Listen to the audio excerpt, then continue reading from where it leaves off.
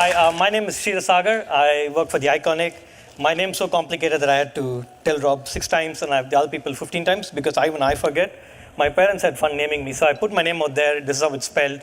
If you get it wrong, it's fine, even I get it wrong. I'm from the Iconic. How many of you have heard of the Iconic here? How many of you shop? Okay, so that's 60%. The other 40% are new customers now, and my target's done.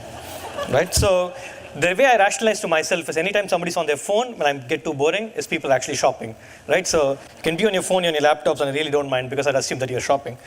Okay, there are two things to know about me. One, I talk really, really fast because there's no filter between my mind and my mouth. So I end up saying things. So you should put up with that. And the second thing is, I talk really, really fast. So if you didn't get it the first time, I said I talk really, really fast. So please stop me if you feel that I'm talking really fast. I tend to get really fast. Yeah, okay, so that took a while.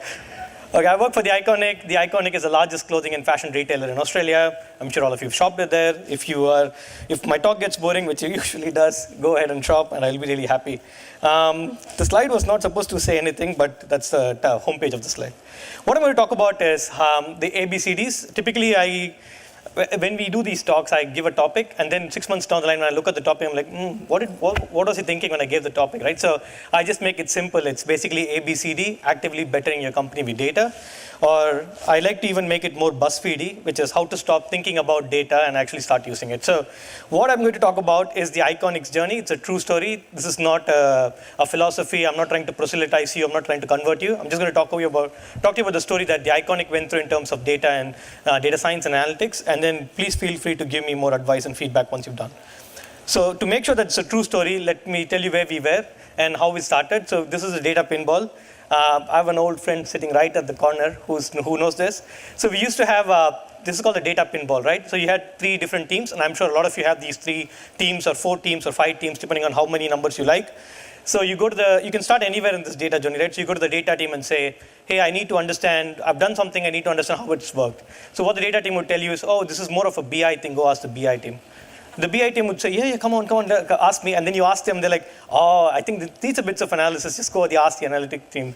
The analytics team will like, I'd love to help you with that, but I don't have the data for it. Go ask the data team. And so you start where you all over again, and then you go around in this pinball, and this loop never gets broken. Depends on how you break the loop and how you break the cycle. So how did we break this loop is what I'm going to talk about. So before we go there, I usually like to tell a story because this story is more interesting than my story. So I'll talk about the data action loop and what it means for the Iconic, but there's more importantly, there is something called the data information knowledge wisdom pyramid. How many of you know the DIKW pyramid? How many of you have heard of it? Okay, so thank you. Otherwise, my next 5 slides would be wasted. Okay, so the data information knowledge wisdom pyramid, right? So data is the bottom of the pyramid. I'm not going to bore you with the philosophical basics, but what technically it means is data. We collect data all over the place. So think of me driving in a car, or think of yourself driving in a car. Think of me driving in a car. I'm going down the road, and then I see 2 different data sources. One is the signal, or the lights have turned red. And then the other one is I look at my speedometer and it's at 60 kilometers per hour. So those are 2 different data sources. I'm just collecting data. That's what a lot of companies do. There's a CRM database, there's a transactional database, there is marketing database. Everyone collects data. When does this data become useful is when you put it 2 and 2 together and you get meaning out of that data. So for example, when I say, oh, there's a signal in front of me that's turned red and my car's still traveling at 60 kilometers per hour. This is typically companies putting 2 and 2 together saying, oh, I sent out an email and there is more sales. Okay, that's an insight. That's all. People stop at data, collect data and stop getting insights from that data. But when does data and information become actually useful is when you apply knowledge to it. Knowledge is typically in my relationship with the business is the knowledge. And in this relationship, knowledge is my wife. She's sitting right next to me and saying, you are still traveling at 60 kilometers per hour. The lights have gone red. If you don't apply brakes, you're going to pay a fine. That's what the business tells the data team. You found this insight. This is how you interpret this insight. This is what happened. So how do you make that information knowledgeable is what is more important. But at the end of the day, knowledge is nothing. Like if I don't listen to my wife, I'm still going to pay a fine. It's absolutely at the end of the day taking action. How do I take action? And how do I apply the brakes and stop the car? So this data information knowledge wisdom or data information knowledge action is typical pyramid that companies go through to actually make sense of data. If somebody asks me if I had to tell my grandmother what I did for a living, I can't tell her I do a data job. I can't tell her I do data science. All I tell her is I get this thing called data and I help people make decisions. That's all the data team is supposed to do is translate data into helping people make decisions or action. So how do we do that is what it's all about. But more often than not, this pyramid thing doesn't work because there is no work back. So the way I look at data information knowledge is not as a pyramid, but as a loop. But there's only one half of the data loop that typically works, which is people collect that data, it's translated into some fancy information, everyone pats their back, there are fancy presentations like these. I am not supposed to make presentations. And then people glean knowledge of it and everyone's really happy, but nothing happens. And then you have data, and I'll give you an example of it. That is basically people collecting a lot of customer data. You have like 1 million source systems, you collect all this customer data, somebody spends $500,000, builds a segmentation model, and then everyone sits around for the next 6 months coming up with use cases. All of us have done it. There's no shame in accepting it. And then nothing happens. And then the segmentation lives and lives there. So that's one half of the data cycle, right? So data becomes information, becomes knowledge, but then it just dies a premature death. It just goes in that loop and everyone looks at it and feels bad for the $500,000. So what does a full data cycle look like, according to us, is data becomes information becomes knowledge, and that knowledge has to be translated into action. And if you look at it, it's not shaped in the form of infinity because that's a nice curve. It's because that's how it is, right? That action again gives you more data, and that data helps again get more information and so on and so forth. So let me give you an example of what happens in the real world at the Iconic. So we collect customer data, yes, we build segmentation, yes, we build use cases, but then that use cases just get deployed into actual personalization rather than just being segmentation in a slide, rather than being segmentation in a PowerPoint presentation. It gets translated into actual personalization, and from that personalization or personalized experience, people give us more data, and that data again goes into the information and so on and so forth. So that's how we break the cycle of data becoming just a use case or a good to have, but rather a nice to. Okay, I've lost thought. I shouldn't be talking so fast. I lose my train of thought. Okay, so the two things you should know. The reason the font looks like this and the slide looks like this is typically I do a 3 o'clock, 3:30 session. Everyone's sleepy. Everyone's waiting to go home. So this keeps everyone awake. And the reason I talk fast is because people will otherwise sleep. So they've kindly given 5 chairs for me in case I fall asleep. So I'm going to sit there. Okay, so how do we stop thinking and start using data? I have 23 minutes, not bad. So we have a simple framework, and I've been in consulting for a long time, so I like frameworks. You might not like frameworks, so it's easy. So what we do is we do a data set, skill set, mindset approach. I'm sure there are different ways to look at it. I'll talk about what data set, skill set, and mindset is, and from the context of the Iconic, and how we've applied it and how it's worked for us. So when I say data set, I mean tech. The tech side of things, not necessarily data set. Doesn't have to be a SaaS data set or an R data set or a Python. It's a data set meaning tech. Skill set meaning people. I don't mean skill set as in skill set meaning people as a whole, not just the skill set needed to work with data. And mindset is obviously the culture. The reason I have not called it tech, people, and culture is because it does not rhyme. And one thing I've realized is if it does not rhyme, people won't remember it. Now I'm sure you'll remember data, skill set, mindset. Data set, skill set, mindset, and not tech, people, and culture. And that's how we're going to look at that problem and how we've solved it. So the first problem and the base of the problem is data set, right? More often than not, the reason I call it the villain number one, analysis paralysis. More often than not, data is the biggest villain. I don't mean my team. I just mean data as in data, the technology, the tool, the databases. You're either overwhelmed with data, there is so much data, what do we do with this? And then people come and sell this fancy stuff and you don't know what to do with it. Or you don't have what you actually need and you collect all the other useless data and now what do I do with it? So it's either ways data is not useful, data is not actionable. How do we break that loop first is what we'll talk about. The next one is the skill set. When you have this data, when you have these tools, when you have this technology, there's still the problem of the skill set. The skill set problem is one where you don't know how to use this data. Now you have the data, it's all cleaned up, it's all ready to go. I'm sure all of you face these places where you go to this guy, let's say a DBA or a BI guy or a data science guy, and you ask him or her, like, what is the answer to the solution? Or how do we solve this problem? They're like, this already been solved 6 months ago. Why don't you go look at it? And you say, I don't know. I thought this was not done before. And that visibility and accessibility is not there because these things are already done by someone else and it lives somewhere else. Nobody knows where it is. And you do the same problem again and again and again. People change. You repeat this process again and again. How do you break that cycle? How do you break that skill set or people cycle? And the third one is the mindset. The mindset problem is more often than not, oh, this is all the dark arts, and more often than not, people sell this, and at the cost of making myself look not that valuable, which is what I like to think, is more often, this is a really simple logical thing to do. Anybody with common sense and logic can do data science, right? And the idea is people oversell it, overhype it, there are terminologies thrown in, people start talking about convoluted neural networks and convolute everything, and so they confuse people. So how do you break that myth and how do you get everyone on the data journey is what you talk about. Now, typically people start the journey from the mindset. They're like, how do I change the culture?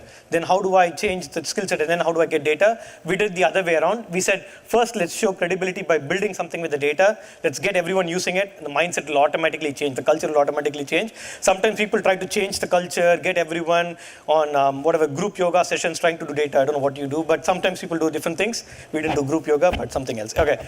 So how do you not do that is what we'll talk about. And one thing I want to go before I go into the slides is not everything that counts can be counted, and not everything that can be counted counts. This seems like palindrome, but limerick. But what I technically means is people technically think that everything can be solved with data. There's one group of people who are extremists, the data extremists, who are like, I can solve everything with data. And then I've heard people come up to me and say, why don't you solve world hunger then? And then you can't go anywhere, right? And then the other group of people who believe you can't do anything with data. It's all business. I've done this for 25 years. Your data can't do anything here. And so there's the other camp. So instead of being on either side of the camp, how do we come to the moderate camp is what we're going to talk about. So the first one is the data or the tech side of things.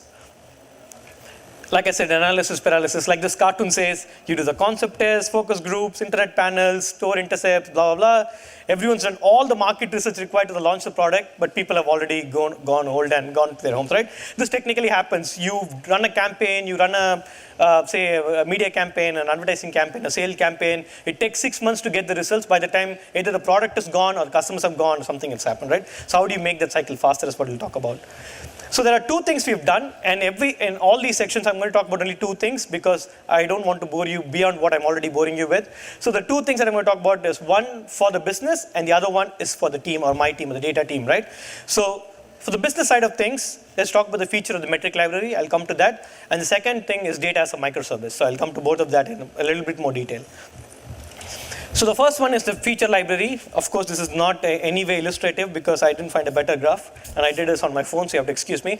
So what do we mean by a distributed feature library? Is more often than not, okay, this is too boring to look at. More often than not, if you're in the business and typical question is, can you tell me or show me all the customers who've done this, and this, have been through this journey, have done that, and then people throw multiple terms at it. It's called single customer view, it's called single source of data, or single source of truth, or whatever, the Holy Bible, or whatever it is, right? You call all of these fancy terms to describe the single place to get all of this information. What we call it is nothing but a feature library. What I mean by that is at the Iconic, we have a feature library of customers. Every single customer, there are 4.3 million active customer base. So every 4.3 million people can get 865 different features about these customers. What have they bought? What have they seen? How do they buy? What device do they use?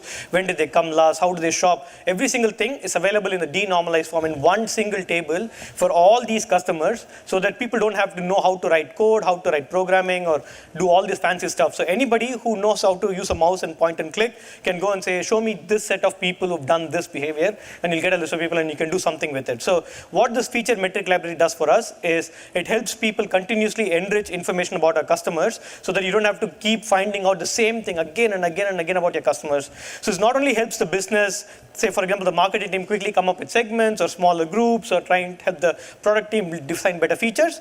What it also does is if you are somebody who's done your machine learning part of it, and if you're somebody who's talked to a data scientist, they typically say 90% of the job is cleaning data and creating features. We take that 90% job away and we create a feature library where everything is automated already, and people can keep adding more and more features through a pull request or whatever it is that they like to do, and there are more features that are built. In this way, people instantly get information about all your customers in one go and what he or she's done without having to spend 16 weeks getting information about 50 people who've done this particular behavior. You get it in 16 seconds. So that's the idea.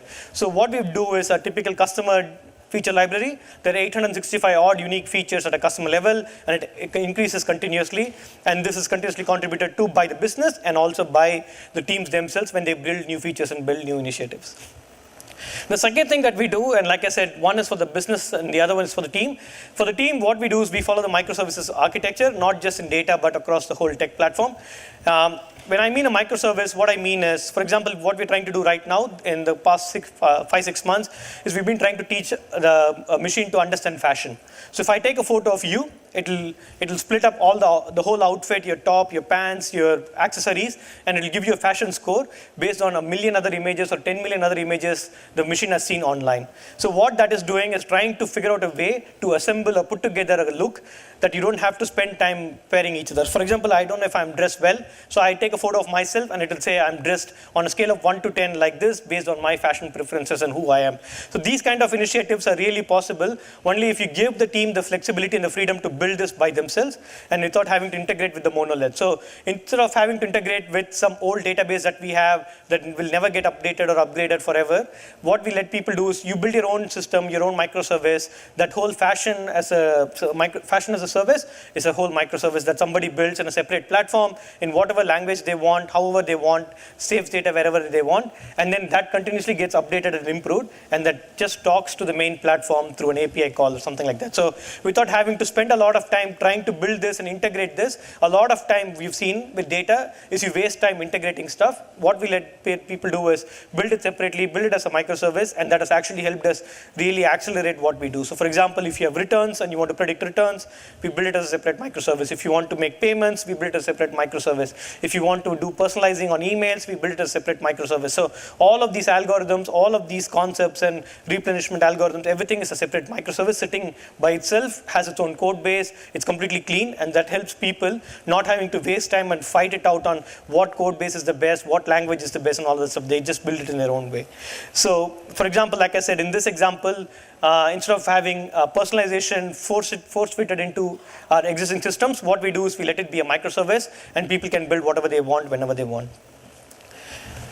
So how do you measure the success of breaking down this disparity? The only way that we measure it is we stop talking about databases. We stop talking about putting things in databases and spending time cleaning up the partition key and vacuuming it and sweeping it and mopping it and all of the stuff that you typically do. Everything is a data source. Like I said, the exercise that we're talking about where we trying to teach the computer to understand fashion, it needs 10 million images, and you're not going to put 10 million images in a RDBMS or in a PostgreSQL. So these kind of things need to start coming up with newer data sources. So we put everything in an amorphous data source, and the more and more we start putting our databases into data sources, into centralized data libraries or feature libraries, is how we measure the success of our initiative with breaking down data disparity. The next one I'm going to talk about is skill set or the people. So the typical skill set problem with reality is this, right? For example, this cartoon says, for those of you who can't read it, our ideal candidate would have a skill set that applies to at least 3 areas that don't exist yet. This is typically how we hire. We hire people, and then 6 months down the line, everything changes. Everybody in marketing is expected to do data. Everybody in everywhere else is expected to do data. So how do you break that barrier, and how do you overcome this skill set roadblock is what we'll talk about. So we do 2 things, one for the business and one for the team. Everything is 2 things, one for the business, one for the team.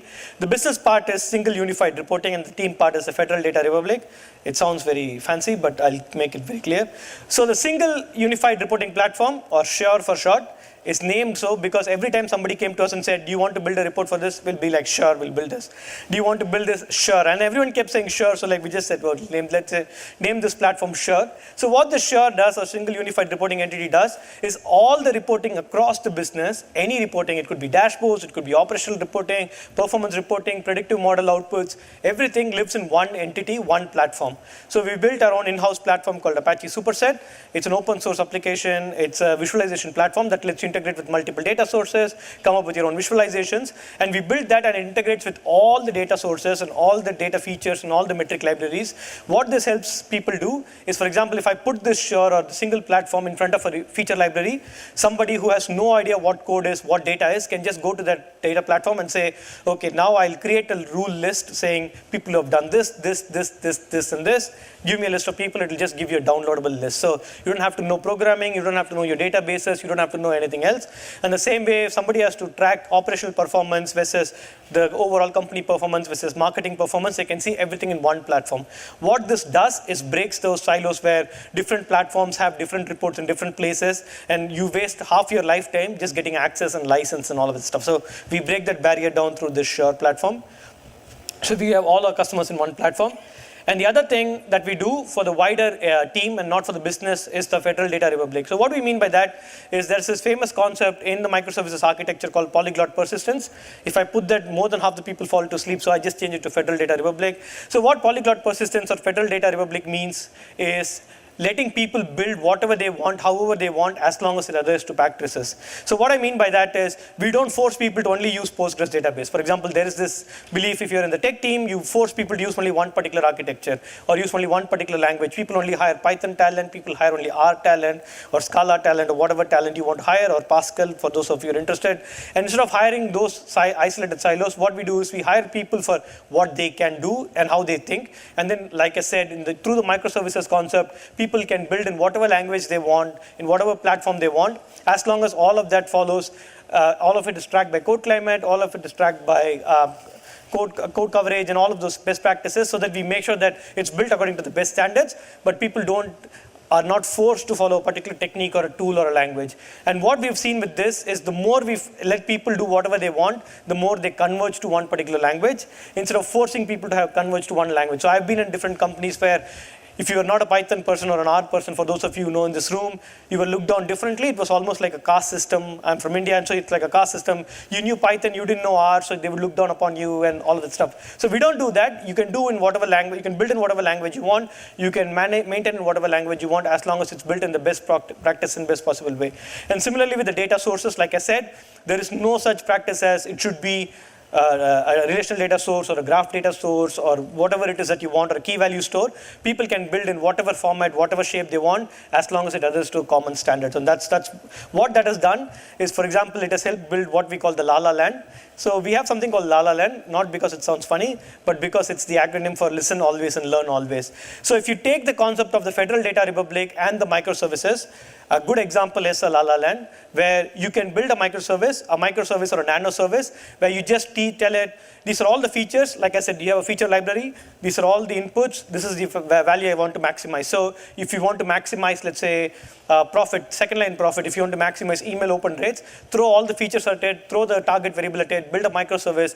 It will keep building that model continuously, and it will keep spitting out an output every week, every month, and you don't have to invest an analyst who has to go look at it every time a campaign runs. It keeps learning, it keeps listening, and then it keeps sending you an output when there's a significant deviation from a standard set of coefficients. So something as simple as that, running by itself on a microservice in a different platform. So I build typically in R, my team builds in Python. So they build whatever they want, they deploy it, it's scheduled, it's an Airflow somewhere, and then people can keep continuously listening and learning, instead of every time having to redo this over and over and over again. So what happens is somebody asked a question a year and a half ago, the answer for that will still keep coming year and a half later, not that somebody has to ask that question again after 1.5 years, and you spend another 3 months doing that problem. So once you solve a problem, it's solved forever, and it's listening and learning always. So that's something we do, and that's only made possible because of a feature library, because of our microservices, and because of our approach to Federal Data Republic.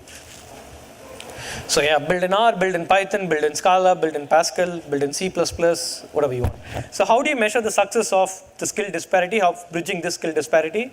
Is one, like you've seen, we don't call them dashboards. At the Iconic, we call them dash tools. So we're starting to call them the dash tools. What I mean by that is, these are not just boards where it gives you information. Because we built this dashboard, say a platform in-house, what it also has are action buttons. So if you, for example, are a planning manager and trying to replenish a product, what you can see is, you can see exactly how many units need to be replenished. You just click a button and a purchase order gets made for that particular amount of replenishment. So what we are trying to build is, we're trying to integrate dashboards and predictive models and also a tool all in one place, so people don't have to go across multiple platforms and do them. So that's one thing we do. And the second thing is, there's typically this culture of don't play with the data choices. You don't get to make the platform choices. You don't get to make the tool choices. We don't do that. We celebrate failure as much as we celebrate success. So for example, this is common story that one of the data scientists joined the business. He wrote a catalog sorting algorithm. And the moment he wrote this, that was his first week in the business, he wrote the catalog sorting algorithm. For those of you who don't know what a catalog sorting algorithm is, if you go onto the page, you see a list of products on the catalog. It gets sorted based on an algorithm based on who you are and what you do. So he built a catalog sorting algorithm, and then we sit down and watch it, and we track it real time, and the performance compared to the general algorithm is going poorer and poorer and poorer, and it went like 4% negative compared to a baseline performance. Instead of having a commission and worrying about why it happened, everyone celebrated and said, finally we built something that's different from what's happening. And so that is the kind of culture we want to be in, where everyone feels psychologically safe to say, let's make this mistake, at least we know it doesn't work, and then try to do something. And we keep iterating, repeating, and repeating. And now we have a sorting algorithm, which actually does 12% better than what we had a couple of years back. So we can only get there only if we can fail fast and fail quickly. That will only happen if you give people the flexibility in terms of a microservices-based application and a federal data republic. The last one is mindset. I'm sure I'll quickly finish it. So for example, there's a lot of lack of trust and with the data and insights. It's necessarily not because of the team or the data, it's just a function of a lot of things put together. So this Dilbert comic says, I didn't have any accurate numbers, so I just made this one up, whatever, $4 million, right? Studies have shown that accurate numbers aren't that many useful once you make them up. How many studies? 28. So this is what happens, right? People just make numbers up, and some people just take that blindly, and once that trust is broken, you don't trust any number given by anyone in the business. So how do you bring that credibility back up? How do you show people that what we are saying is actually worth the salt and how we actually do these things? Oh, I talk a lot. Okay, so how do you do that? We do it through two things. One is our data governance strategy, and the other one is inner sourcing and inner recruiting. I didn't get a better buzzword, so I'm just going to call it that. What is a data governance strategy? Honestly, I didn't want to bore you at beyond 3:45 p.m. with data governance. So I'll just suffice to say data governance for us is three parts. One is accessibility, the other one is privacy, and the third one is integrity, API. So accessibility, meaning everybody in this business has access to all the data in the right form, in the right shape, in the right tool, in the right platform. That is a single unified reporting entity that we have. So we came up with a data governance strategy, which was literally, when I mean literally, I don't mean figuratively. I know the difference, thankfully. I've learned it recently. So literally signed off on a data governance strategy. The execs across the business signed off on it, which are three components. One was accessibility, which is the first part I talked about. Everybody in the business, almost 700 people in the business have access to all the tools and all the reports. Right now, if I open up a dashboard, you can see around at least 300 people using those dashboards and making decisions. So everybody in the business has access to it. That is the accessibility. That is the first part we try to solve. The next part is privacy. Obviously, because we open up it everyone, we need to be doubly, triply sure that everyone has right access, right controls, right tools. So we work on that part of things. And the last one is the integrity.